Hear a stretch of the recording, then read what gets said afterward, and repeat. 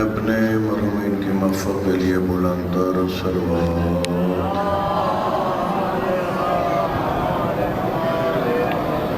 برائے تاجیل ظہور امام زمانہ بلند تر صلوات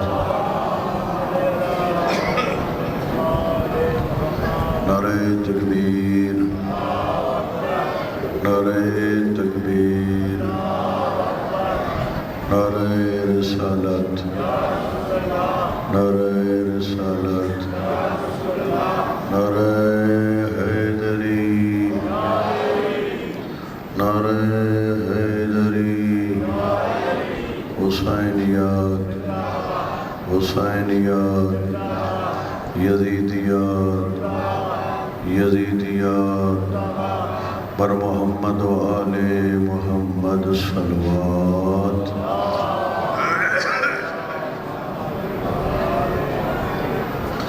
لا حول ولا قوة إلا بالله العلي العظيم بسم الله الرحمن الرحيم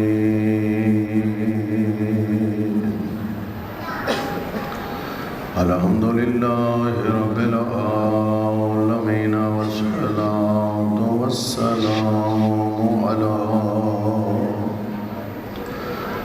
سید الدارین جد الحسن والحسین بلند صلوات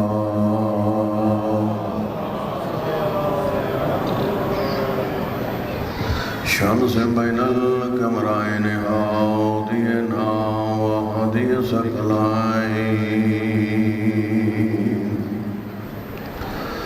شفیع ذنوبنا وطبیب قلوبنا وبالقاسم محمد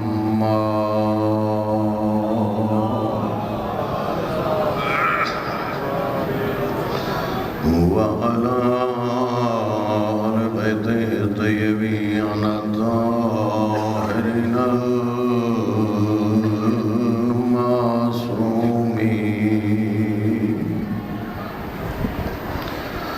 المنتخبين المنتجبين المظلومين لا سيما على إمام زماننا على حجة ابن الحسن العسكري بلند صلوات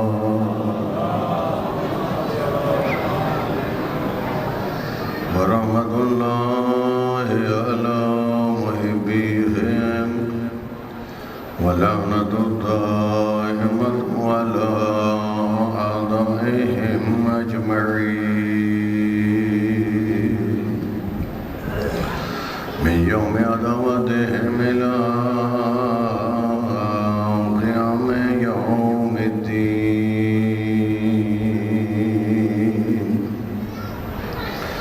أما بعد فقد قال الله تبارك وتعالى في كتابه المجيد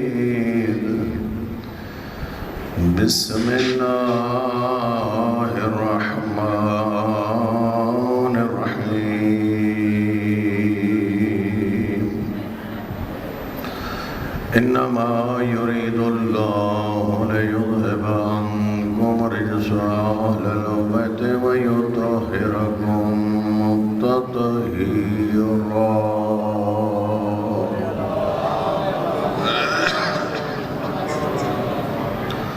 بابو خداوند مطالعہ کی تشریف آوری اپنی درگاہ میں قبول و مقبول فرمائے دنیا میں معرفت کے ساتھ نبی و آل نبی کی زیارت نصیب فرمائے آخرت میں شفاعت محمد و آل محمد سے ہمکنار فرمائے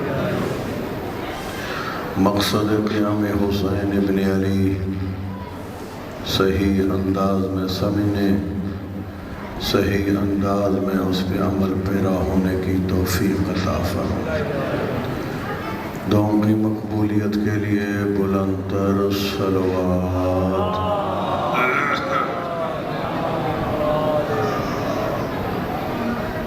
ارشاد رب العزت ہو رہا ہے، انما یرید اللہ لیذھب عنکم الرجس اہل البیت، بس اور بس ارادہ پروردگار یہ ہے اللہ آپ سے رجس کو دور رکھے، اے اہل بیت، وَيُطَہِّرَکُمْ تطہیرا، اور آپ کو اس طرح پاک رکھے جس طرح پاک رکھنے کا حق ہے۔ اللہ تعالیٰ آپ کو جزائے خیر دے اور ہم سب کو خواب غفلت سے بیدار کرے، توجہ کی منزل میں آئیں تاکہ ہم اہل بیت کو بھی سمجھ سکیں، تعلیمات اہل بیت کو بھی سمجھ سکیں، اور اس کے ساتھ ساتھ ان ہستیوں کو عظمتیں دینے والی ذات کو بھی سمجھ سکیں۔ جوں جوں ایک چیز کی آیتوں کی کثرت ہوتی ہے، اتنی انسان کی ذل آیت کی طرف توجہ زیادہ ہوتی ہے، اور عظمتیں پاک نبی اور پاک علی کو خداوند متعال نے اتنی عطا کی، توجہ ہے میری طرف، کہ عالم امکان میں جتنی عظمتیں سمیٹی جا سکتی تھی، توجہ ہے آپ کی میری طرف، عالم امکان میں جتنی عظمتیں سمیٹی جا سکتی تھی، تو قبلہ وہ عظمتیں ظرف مصطفیٰ میں بھی نظر آتی ہیں، ظرف مرتضیٰ میں بھی نظر آتی ہیں۔ اس لیے کہ بزرگوں نے فرمایا کہ اس کی دینے میں کوئی کمی نہ تھی، ان کے لینے میں کوئی کمی نہیں تھی، کیونکہ ان کو ظرف بخشنے والا بھی وہی ہے، اس کو علم ہے ظرف مصطفیٰ میں کیا آ سکتا ہے، تھوڑا سا بیدار ہوں گے، ظرف مرتضیٰ میں کیا آ سکتا ہے، تو ان کے خالق نے جی بھر کے ان کے ظرف میں عظمتیں رکھیں، اور انہوں نے جی بھر کے عظمتیں اپنے دامن میں لیں۔ جب ہی تو انبیاء میں سے کوئی نبی مصطفیٰ جیسا نظر نہیں آتا، تھوڑی سی توجہ فرمانا، جب ہی تو انبیاء میں سے کوئی نبی مصطفیٰ جیسا نظر نہیں آتا، اور اماموں میں سے کوئی امام علی جیسا نظر نہیں آتا۔ کوئی توجہ ہے میری طرف آپ کی؟ میں کیا کہہ رہا ہوں؟ ایک ایک عظمت کو لے کر قرآن و حدیث کو جا کے کھٹکھٹاؤ، اور آپ کو پتہ چلے ظرف مصطفیٰ میں کیا کیا آیا، ظرف مرتضیٰ میں کیا کیا آیا۔ ہم لوگ ایک روایتی انداز میں عظمتیں سننے کے عالی ہیں، نہ کتابوں سے سروکار ہے، نہ کتابوں والی باتیں ہم سننے کے عالی ہیں۔ ہمیں ایک خاص نظر پہ لگا دیا گیا ہے، توجہ رہی نہیں ہے۔ اگر کتب کو دیکھ کر فضیلت امیر المومنین کو تلاش کرو، حیران و پریشان ہو کے رہ جاؤ گے، کتنا عظیم خدا نے علی کو بنایا۔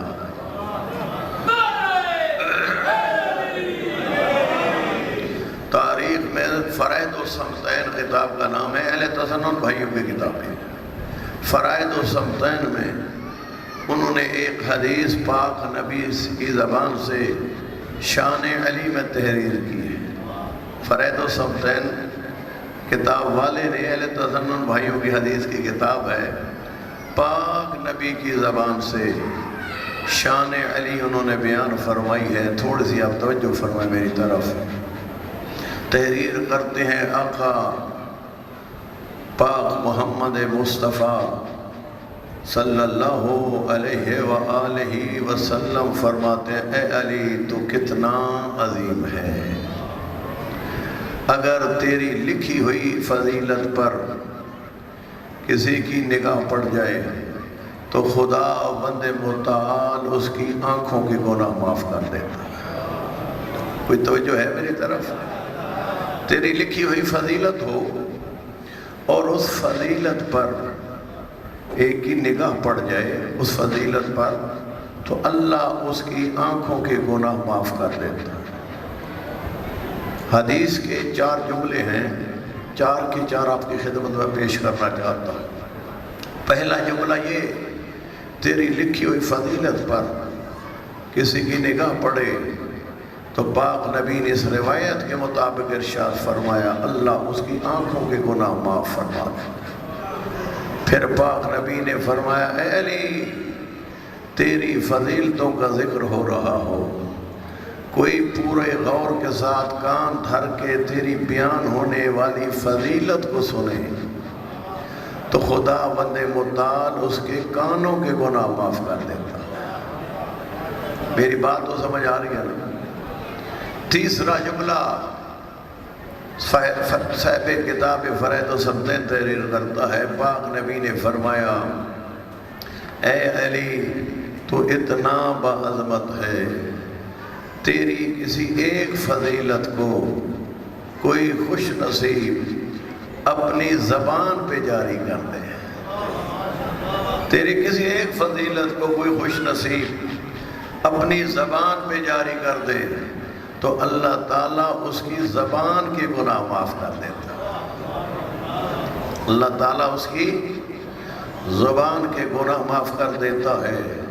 اور چوتھا جملہ صاحب کتاب لکھتے ہیں کہ پاک نبی نے فرمایا کتنا عظیم ہے تو اے علی، اگر کسی کو یہ توفیق نصیب ہو تیری فضیلتوں میں سے ایک فضیلت کاغذ پہ لکھ دے تو جب تک اس کاغذ پر تیری لکھی ہوئی فضیلت کا اثر رہے گا اس وقت تک اللہ کے فرشتے لکھنے والے کے لیے استغفار کرتے رہیں گے۔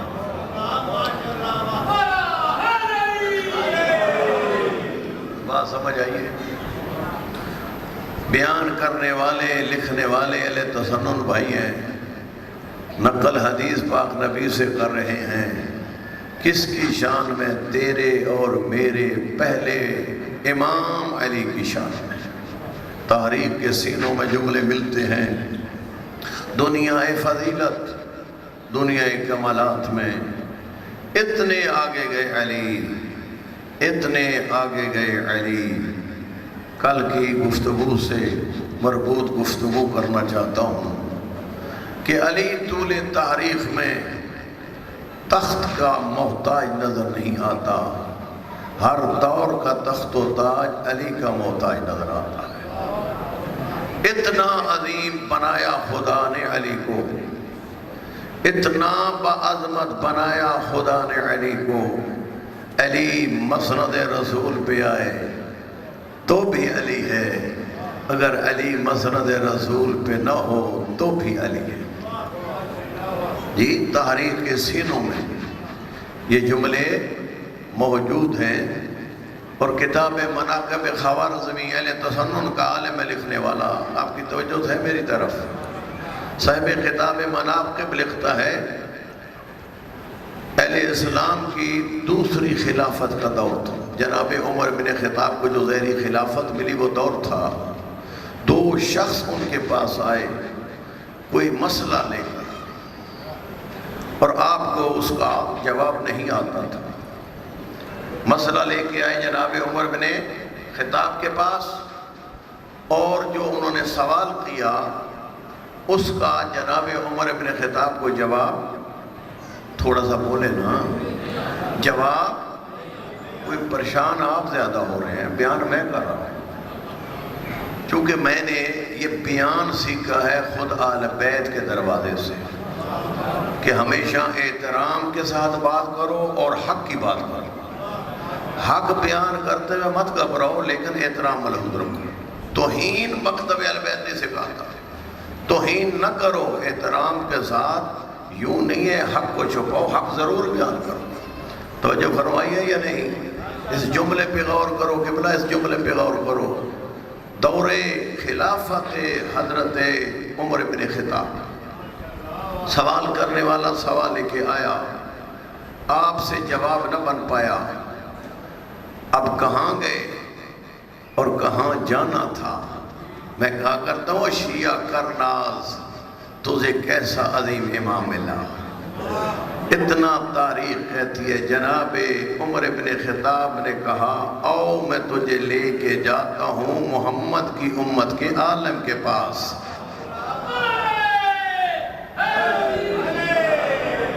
عالم آل محمد کے پاس لے کے جاتا ہوں. دروازے علی پر جناب عمر بن خطاب یہ دو جو سوال کرنے والے تھے ان کو لے کے آئے اور پوچھنے سے معلوم ہوا علی یہ مرتضیٰ گھر میں نہیں ہیں، وہ مسجد میں عبادت کے لیے گئے. تاریخ کہتی ہے ان دو شخصوں کو لے کر آپ نے دوسرے خلیفۃ المسلمین نے رخ کیا مسجد کا. کوئی گال میری سمجھ آ رہی؟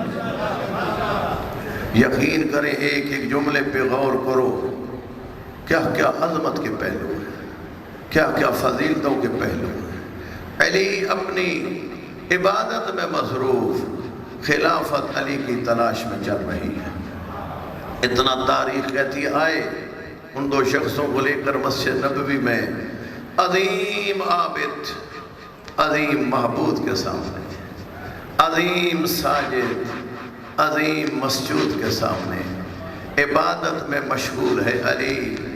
اتنے میں انتظار کرتے رہے. تھوڑی سی توجہ، انتظار کرتے رہے کہ علی کی نماز تمام ہو جائے. کوئی بات سمجھ آئی ہے؟ جس ہستی کی عبادت کے اختتام کا انتظار کیا جاتا ہے اسے خلافت کہتے ہیں، اور جس کا انتظار ہوتے ہیں اس کو بلند علی کہتے ہیں. کھڑے رہے، میرے آقا نے نماز مکمل کی. جیسا مناقب کے اندر جملہ ایسا بیان کرنے کا عادی ہوں اور کوئی اوپر تبصرہ کرنا ہے کہہ کے کروں گا. اتنا متن کے اندر آیا ہے کہ ادھر سے آقا نے سلام آخر کہا اور یہ انداز سنیے. یوں کر کے میرے آقا نے اپنے مصلی عبادت سے رخ کیا. جناب عمر بن خطاب نے عرض کی آقا، اور لفظ اگر اجازت ہے تو وہ ہوئی کہوں جو روایت کے اندر ہے. روایت کہتی ہے جناب عمر بن خطاب نے فرمایا مولا. جناب عمر بن خطاب نے فرمایا مولا. اور یاد رکھے پوری بزم مصطفیٰ میں واقع غدیر کے بعد اصحاب جس ہستی کو مولا کہہ کے پکارتے تھے وہ فقط علی کی ذات تھی، وہ فقط میرے آقا کی ذات تھی. تاریخ کے سینوں میں جملے موجود ہیں. کہا مولا یہ سوال لے کے آئے ہیں. ان کا سوال یہ ہے جیسا میں نے روایت میں پڑھا علی ابن ابی طالب نے ان کے سوال کا فوراً جواب دیا اور علی ابن ابی طالب فوراً اپنے مصلی عبادت پہ کھڑے ہو گئے اور اگلی 2 رکعت نماز کے لیے علی ابن ابی طالب نے تکبیرۃ الاحرام کہہ دی. سوال کا جواب اور اپنی عبادت میں علی مصروف. تاریخ کہتی ہے جواب لے کر جناب عمر بن خطاب سے وہاں کیوں رکنا تھا؟ نکلے مسجد سے، ساتھ یہ 2 شخص بھی موجود تھے. تھوڑی سی آپ توجہ کریں گے شاید میں جملہ آپ تک پہنچانے میں کامیاب ہو جاؤں. نکلے جناب عمر بن خطاب ان 2 شخصوں کو لے کر. یہ 2 شخص جو لے کے گئے تھے نا مولا کے پاس سوال کروانے کے لیے، انہوں نے کہا جناب عمر بن خطاب ہم تو آئے تھے آپ کے پاس آپ کو خلیفۃ المسلمین سمجھ کر، اور آپ نے ہمارے ساتھ کیا کیا؟ ہمیں لے گئے ہو ایک معمولی شخص کے پاس. تو تاریخ کہتی ہے جناب عمر بن خطاب غضبناک ہو گئے. کیونکہ آپ کو پتہ ہے تاریخ ہے کہ وہ بڑا جلدی غضبناک ہوتے تھے. لیکن جس کے مولا کی شان میں بات کی جا رہی ہو تو پھر تو غضبناک ہونا بنتا تھا. جی غضبناک ہوئے، غضبناک ہو کے کہتے ہیں تم یہ کہہ رہے ہو میں تمہیں معمولی شخص کے پاس لے کے گیا ہوں، تھوڑا سا بیدار ہوں گے. تم یہ سمجھ رہے ہو میں تمہیں معمولی شخص کے پاس لے کے گیا ہوں، تم جانتے نہیں، تم پہچانتے نہیں کتنی یہ عظیم شخصیت تھی.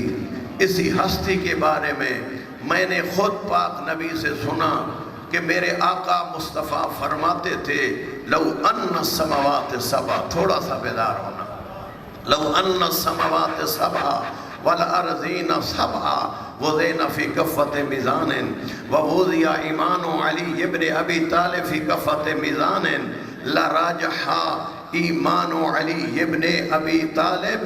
حسنین کا باعظمت نانا فرماتا تھا علی تو وہ باعظمت ہے، اگر 7 آسمانوں 7 زمینوں کو ایک پلڑے میں رکھ دیا جائے اور اے علی تیرے ایمان کو طرح دوسرے پلڑے میں رکھ دیا جائے، تیرے ایمان کا پلڑا جھکتا ہوا نظر آئے گا، 7 آسمانوں 7 زمینوں کا پلڑا اٹھتا ہوا نظر آئے گا.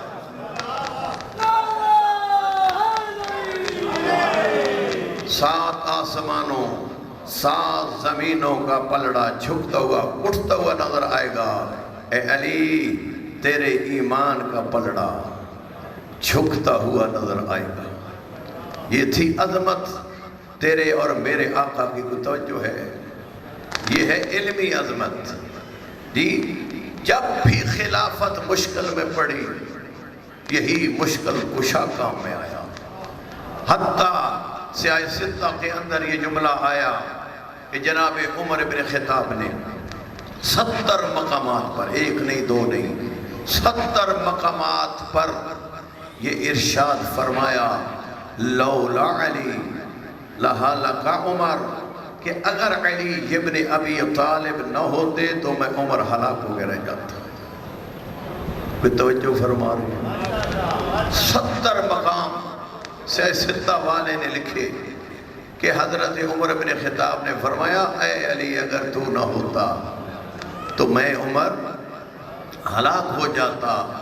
اگلا جملہ سنیے، یہ کیسے دروازے ہیں، یہ کیسی ہستی ہیں. اسی علی کے علم کے بارے، ایک صادق امام کے بارے میں میرے اہل تظنن بھائیوں کے موسٹ سینئر امام جناب امام ابو حنیفہ فرماتے ہیں میرے اور آپ کے صادق امام کے بارے میں لولا سنتان لہلک النعمان، اگر میں نے نبی اور علی کے معصوم بیٹے صادق کے پاس 2 سال شاگردی نہ کی ہوتی. کیا سن رہے ہو یار؟ جی میں نے 2 سال صادق امام کی شاگردی نہ کی ہوتی تو میں ہلاک ہو جاتا. خلیفہ وقت کہتے علی نہ ہوتے، تھوڑا سا بیدار ہوں، خلیفہ وقت فرماتے ہیں اگر علی نہ ہوتے تو میں ہلاک ہوتا. جی فقیہ شہر بغداد فرماتے ہیں اگر میں نے 2 سال نبی اور علی کے معصوم بیٹے صادق کے پاس 2 سال نہ لگائے ہوتے میں ہلاک ہو جاتا. مجھے معلوم ہے علماء کو سننے والے لوگوں، پہلا جملہ بھی آپ نے سن رکھا ہے، دوسرا جملہ بھی سن رکھا ہے، لیکن میرا کام ہے ان جملوں کو سمجھانا. تھوڑی سی توجہ کرو، ان 2 جملوں کو ملاؤ. فقیہ شہر بغداد کہتا ہے صادق امام کے بارے میں کہ اگر 2 سال میں نے آپ کے پاس نہ گزارے ہوتے تو میں ہلاک ہو جاتا.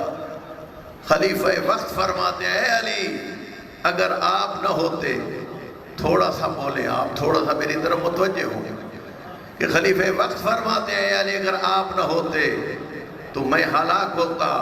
میں کہتا ہوں فقیہ شہر اور خلیفۃ المسلمین کے جملے کو جب میں ملاتا ہوں مجھے تو یہ بات سمجھ آتی ہے.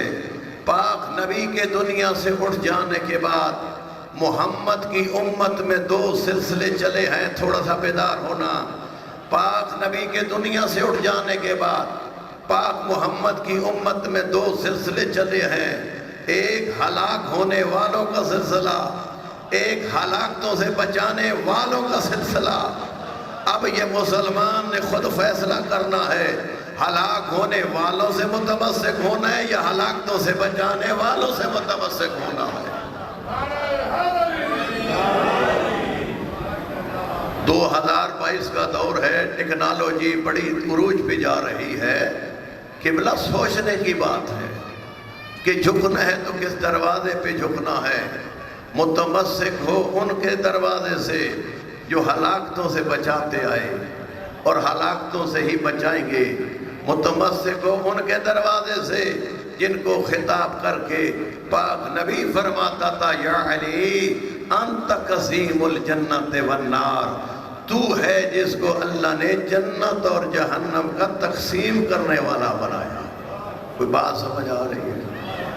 چونکہ ممبر صادقین پر نسخے جنت بڑے چل رہے ہیں، جو عالم آتا ہے وہ اپنا نسخہ جنت دے رہا ہے، پریشان تو نہیں ہو گیا آپ لوگ؟ جو ذاکر صاحب آتے ہیں وہ اپنا نسخہ جنت، جی نسخے جنت چل رہے ہیں۔ میں ہمیشہ چونکہ پہلے اپنے آپ کو دیکھنا چاہیے، پھر دوسروں کی بات کرنا چاہیے۔ میں اپنی محفلوں میں اہل علم میں بیٹھ کے بات کرتا ہوں کہ ممبر پہ بیٹھ کے کبھی ہم نے سوچا کہ ہماری بات کی حیثیت کیا ہے؟ اور اللہ کے بندو، ضعیف سے ضعیف حدیث میں کہیں پہ نہیں ملتا 14 میں سے کسی نے فرمایا ہو ہمارے ممبر پہ آ کر ہمارا ذکر کرنے والا تمہیں جو نسخہ جنت دے اس نسخے جنت کو لے لینا۔ نہیں قبلہ، یہ ممبر ایسا ممبر نہیں، یہ صادقین کا ممبر ہے، یا صداقت کی بات ہونی چاہیے۔ یہ صادقین کا ممبر ہے، یا حقیقت کی توڑی توجہ ہے میری طرف، یا حقیقت کی بات ہونی چاہیے۔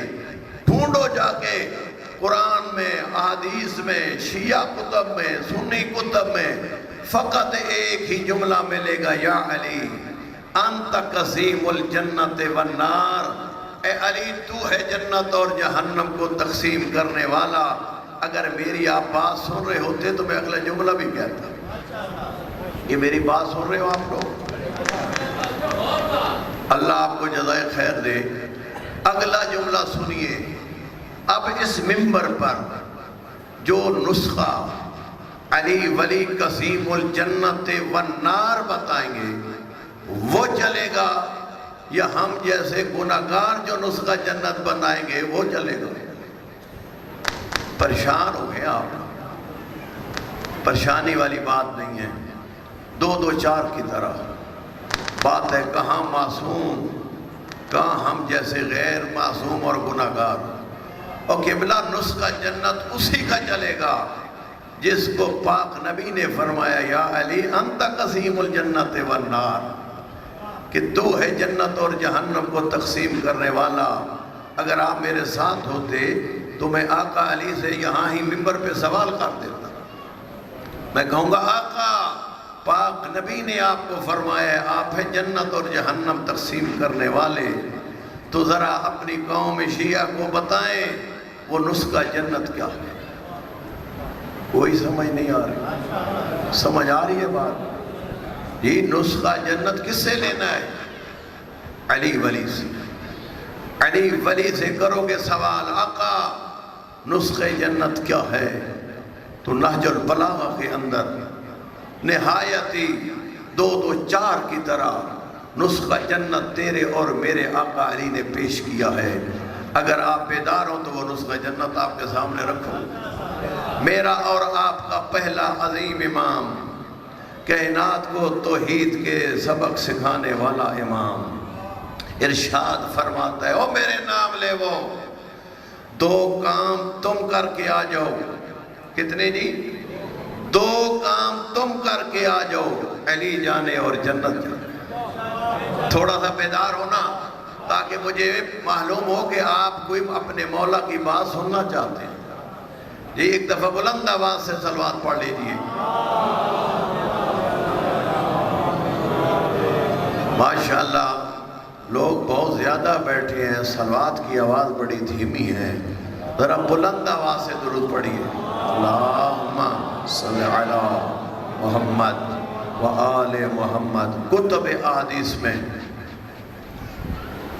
نماز جمعہ کے بعد ایک نہیں کئی ایک احادیث موجود ہیں، اللہ نے مخصوص فرشتے خلق کیے ہیں جن کا فقط ایک کام ہے کہ جو شخص محمد و آل محمد پر درود بھیجے ان کا ثواب لکھتا رہے۔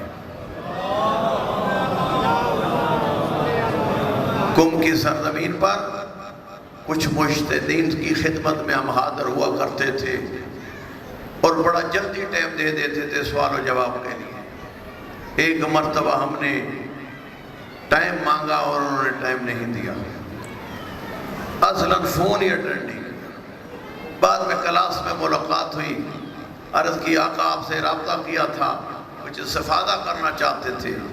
کہا میں نے وہ نمبر دیکھا تھا، میں نے جان کے نہیں اٹھایا۔ بیٹا میں نے احادیث پڑھی ہے، ان احادیث میں یہ بیان آیا ہے، کل تھا جمعہ، جمعے کے بعد میں ملاقاتیں نہیں کرتا، محمد و آل محمد پر درود بھیجتا ہوں۔ کوئی بات سمجھ آ رہی؟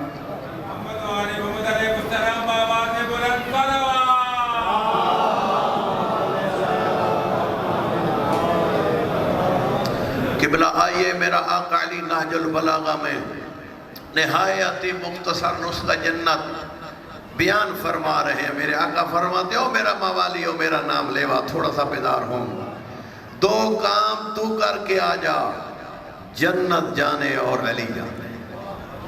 کتنے کام کے بلا؟ دو کام، کوئی لمبی چوڑی بات نہیں، ہر بچے کو بات سمجھ آئے گی۔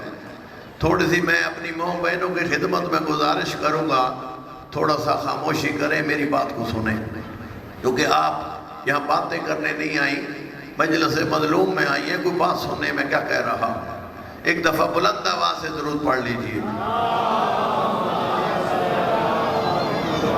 میرے آقا فرماتے ہیں دو کام، او میرا موالی، او میرا عاشق، او میرا چاہنے والا، دو کام تو کر کے آ جا، جنت جانے اور علی جانے۔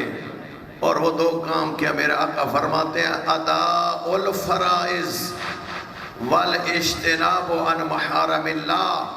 میرے آقا فرماتے ہیں اللہ نے جو چیزیں تیرے اوپر واجب کی ہیں ان واجبات کو ادا کرتا چل، تھوڑا سا بیدار۔ میں آپ کے پہلے امام کا فرمان پڑھ رہا ہوں، کسی اور مکتب کے امام کا نہیں۔ اور خدا کے بندو مولا کے فضائل سناتا ہوں، تمہارے ہاتھ نیچے آتے نہیں۔ جب مولا کے پیغام کی بات آتی ہے آپ کا سر اٹھتا نہیں۔ مجھے تو کوئی سمجھ نہیں آتی یہ محبت علی ہے یہ کیا ہے۔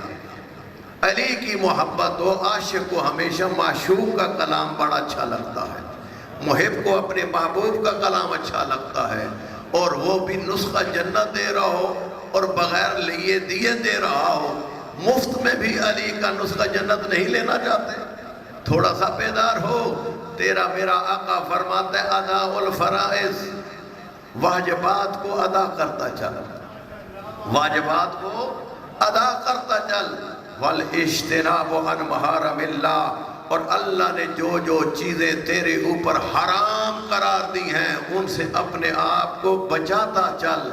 اس رنگ میں دنیا گزار کے آ، ہر منزل میں تجھے سامنے علی نظر آئے گا۔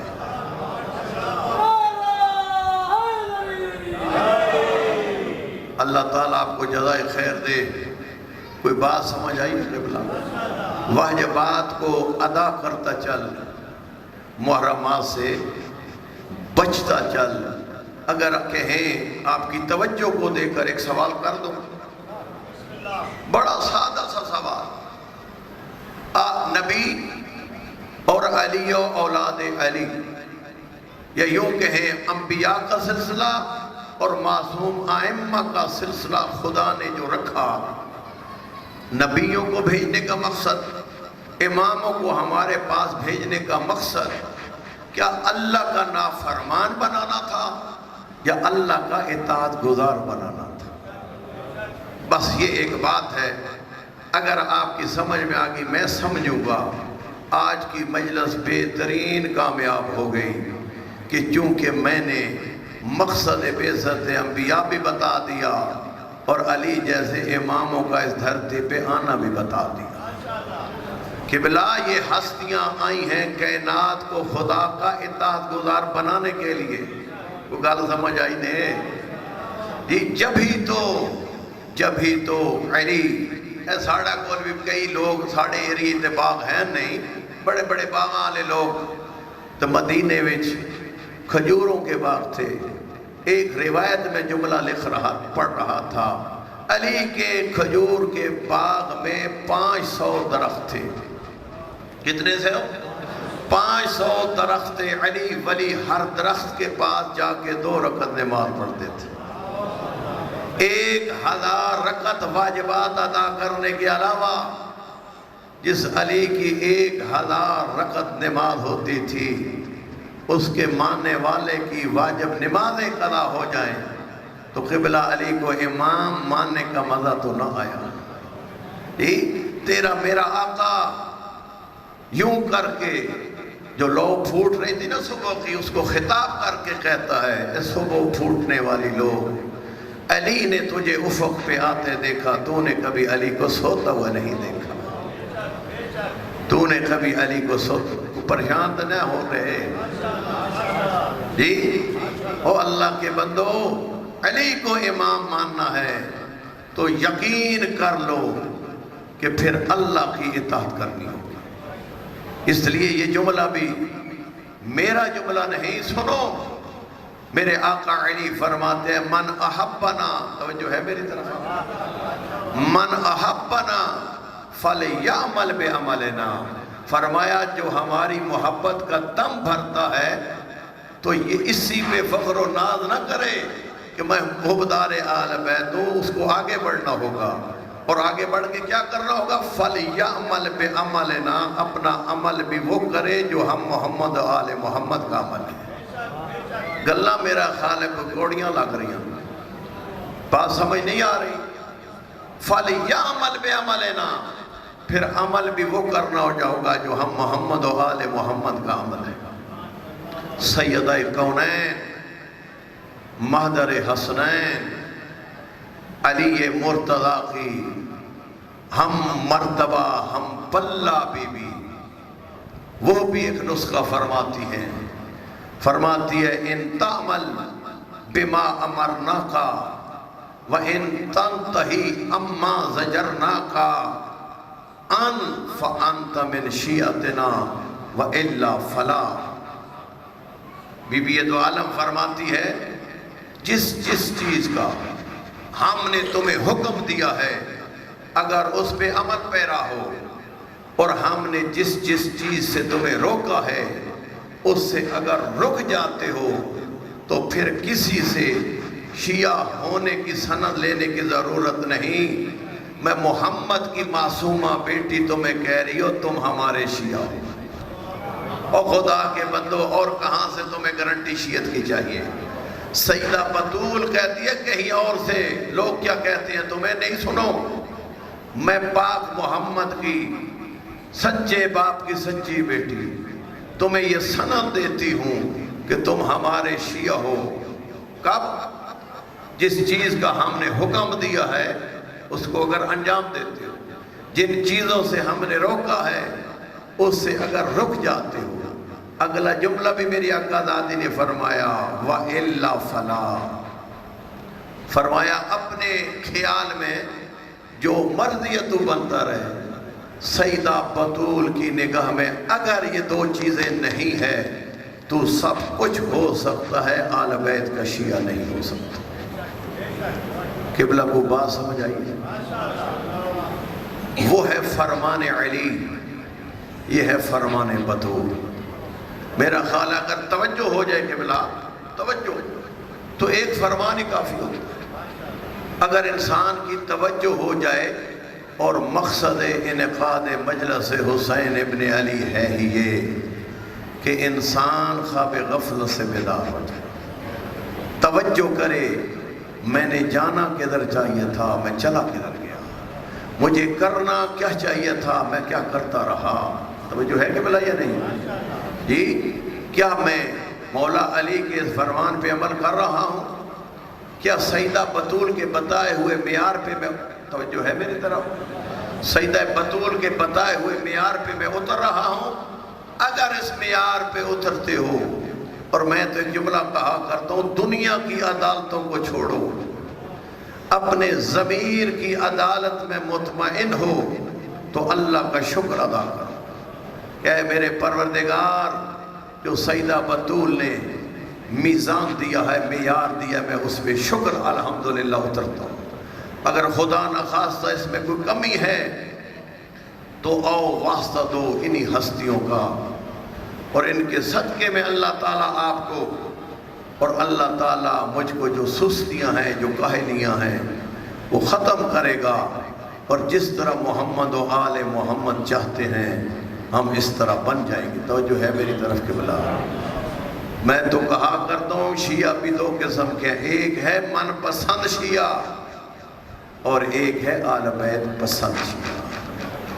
اور میں بندگی کی مقصد خلقت انسان کے حوالے سے ایک جملہ کہا کرتا ہوں کہ اگر محبت آل بیت اور عشق آل بیت کے حوالے سے مقصد تخلیق کائنات پیش کرنا چاہوں تو میں یہ یوں جملہ کہا کرتا ہوں، او شیعہ، او عزادار حسین ابن علی، او ماتم دار علی اکبر، یاد رکھ تیرے میرے ظفر کا آغاز کہاں سے ہوتا ہے اور میں نے پہنچنا کہاں پہ ہے.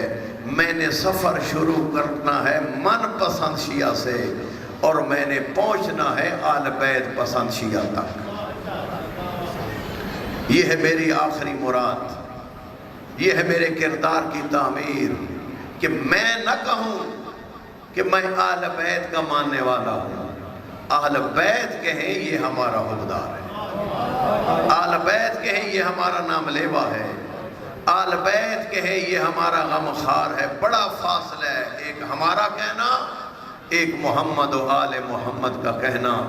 او میں لے چلوں اب توسل کے لیے اس ہستی کے دروازے پر جس کا سن تو فقط 6 ماہ کا تھا. اجرکم اللہ عزادارو 6 ماہ کا سن تھا. اگلا جملہ کہتا ہوں، جو ماں کو ماں بھی نہیں کہہ سکتا تھا، محمد کی امت نے اسے اجر رسالت دیا کس طرح. بس عزادارو چھٹا امام ارشاد فرماتا ہے، او ہمارے عاشقو، جب تمہارا کوئی توسل قبول نہ ہونا اللہ کی درگاہ میں، جب تمہارا کوئی توسل قبول نہ ہو تو خدا کی درگاہ میں دم مظلوم کا واسطہ دیا کرو. خدا کی درگاہ میں دم مظلوم کا واسطہ دیا کرو. فوراً صحابی کہتا ہے، یبنا رسول اللہ، یہ فرمائیں وہ کون سا مظلوم ہے جس کے خون کا واسطہ دیں تو دعائیں بڑی جلدی قبول ہوتی ہیں. میرا صادق امام رویا، رو کے کہتے ہیں، میرے جد حسین کے اصغر کا خون ہے، میرے جد حسین کے اصغر کا خون ہے، اس کا خدا کی درگاہ میں واسطہ دیا کرو.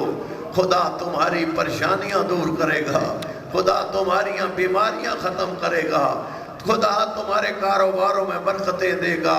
عزاداران مظلوم کائنات، میں شہادت علی اصغر کی تمہید میں یہ جملہ ضرور بیان کیا کرتا ہوں. یہ حسین ڈے 3 شعبان کو یہ ہمارے ساتھ والے ملک ہندوستان میں منایا جاتا ہے، اور ہر مذہب کے بندے کو وہاں دعوت دی جاتی ہے. وہاں کہتے ہیں حسین ڈے منایا گیا، اور وہاں پہ ایک ہندو وزیر کو بھی دعوت دی گئی اس جشن حسین میں شرکت کے لیے.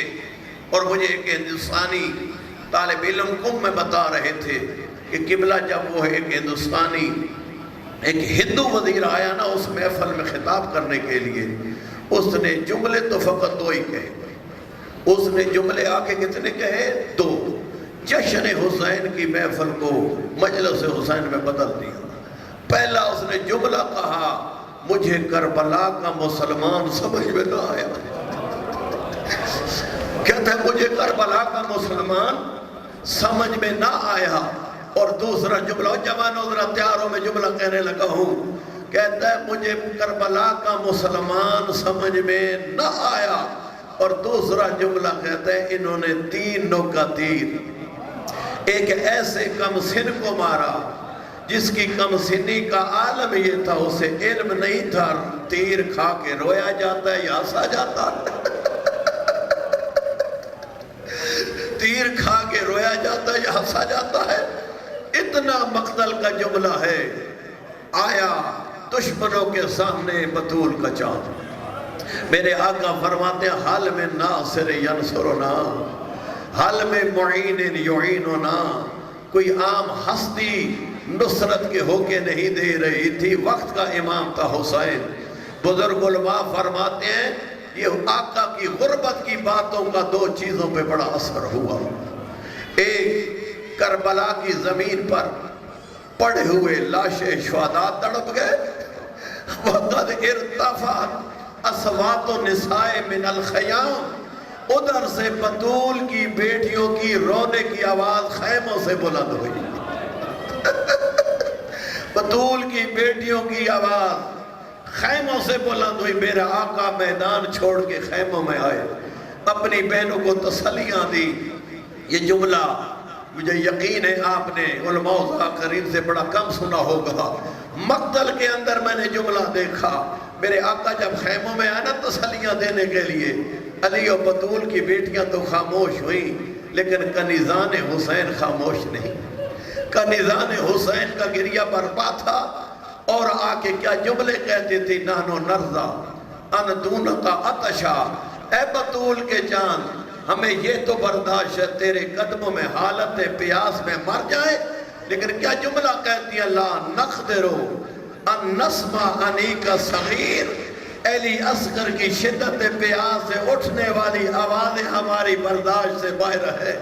ذرا نانا کی امت سے سوال تو کر کے دیکھ. اتنے میں میرے آقا ناطق قرآن نے اپنی چھوٹی سی آیت کو سینے سے لگایا اور نانا کی امت کے سامنے میرا آقا آیا. سنو جملہ آزادارو، وہ جملہ میرے آقا نے بیان فرمایا. نہ اکبر کی موت پہ کہا، نہ عباس کی موت پہ کہا، بے بس ہو کے رو کے حسین کہتے ہیں، یا قوم قد قتلوا ولدی وأخی وأصحابی. میں یوں ترجمہ کرتا ہوں، میرا آقا کہہ رہا ہے، کوفیو تم نے میرا غازی مار کے میری کمر توڑ کے رکھ دی، اور تم نے میرا اکبر مار کے میری آنکھوں کا نور کو بند کر دیا، اور تم نے میرا حبیب مار کر مجھے پردیس میں لاوارث کر دیا. میرے آقا فرماتے ہیں سنو، اب میرا کوئی نہیں بچا. پہ فرماتے ہیں لیس لی سوا ھذا الصغیر، بطول کے چاند کا کل سرمایہ یہی 6 ماہ کا اصغر ہے. اور سنا جملہ آزادارو، میرا آقا فرماتے قد یتلظى عطشا، اس اصغر کی حالت یہ ہے، اس پہ تلظہ کی کیفیت طاری ہے. آیت اللہ مزارکم میں بیان فرما رہے تھے، تلظہ کی لفظ مچھلی کی موت پہ استعمال ہوتی ہے. جب پانی سے جدا ہوتی ہے مچھلی پانی کے لیے تڑپنا شروع کرتی ہے. تڑپ تڑپ کے مچھلی جب تھک جاتی ہے، کبھی دائیں سر مارتی ہے، کبھی بائیں سر مارتی ہے، دائیں بائیں مچھلی سر مار مار کے جب تھک جاتی ہے، کبھی پانی کے لیے منہ کو کھولتی ہے، کبھی منہ کو بند کر لیتی ہے. بطول کا چاند کہتا ہے، کوفیو اصغر میرا تڑپ نہیں سکتا، اصغر میرا دائیں بائیں سر مار نہیں سکتا. میرے اصغر کی اب حالت یہ ہے، پانی کے لیے کبھی منہ کو کھولتا ہے، کبھی منہ کو بند کر لیتا ہے. کہتے ہیں کیا تو کم سن کے بہانہ بنا کے خود پانی پینا چاہتا ہے؟